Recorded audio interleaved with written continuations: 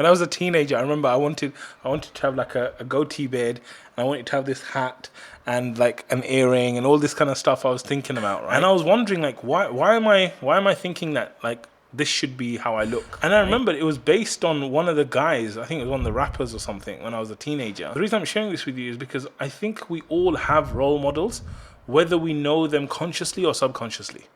I think that our minds are programmed in patterns, right? So we have patterns in our mind that, look, if I'm going to look good, I should look like this. And if I'm going to do something good, I should do it like this. And if I'm going to get married, it should be like this. And if I have a husband, he should be like this. So if I have a wife, it should be... And I think we have a lot of role models and a lot of patterns and a lot of things in our heads already. But the problem is that they're all subconscious. And I think it's very dangerous for us to have just subconscious ones, because there might be things underneath there that you're not completely in line with, right? And so today, if you said to me, that rapper is my role model today, I'll be like, hell no, he's definitely not, right? But at that time, subconsciously he was. And so I think in the same way, I think it's really important to have conscious role models. Because like I said, I do believe that people have... subconscious role models, just because of the way we are as human beings, that we map according to what we see and all these kind of things. So I would say, yes, you should definitely have role models. I think that the role models should be based on categories. So for example, if I was going to do a role model on money, maybe I would choose one person.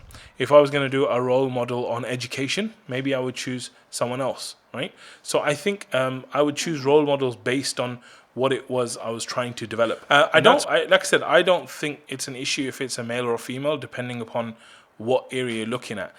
Overall, I would say, I think for a lot of years for me, my role model was Sheikh Muhammad al-Sharif, rahimahullah. He's someone who's passed away, actually. He was the founder of Al-Maghrib Institute.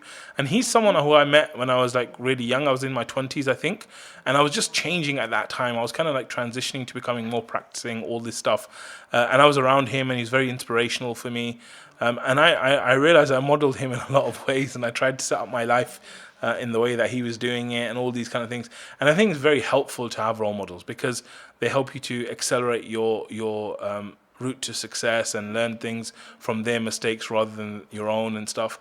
So I think that we're quite fortunate we have YouTube today, so you can have role models that you can spend a lot of time with. So for example, let's imagine you wanted Sheikh Muhammad al-Sharif as your role model. You could just go on YouTube, just watch his videos every single day, and he would be there for you as a role model on some level. So I think we're very fortunate in those kind of things. But then I would actually pick role models based on certain things.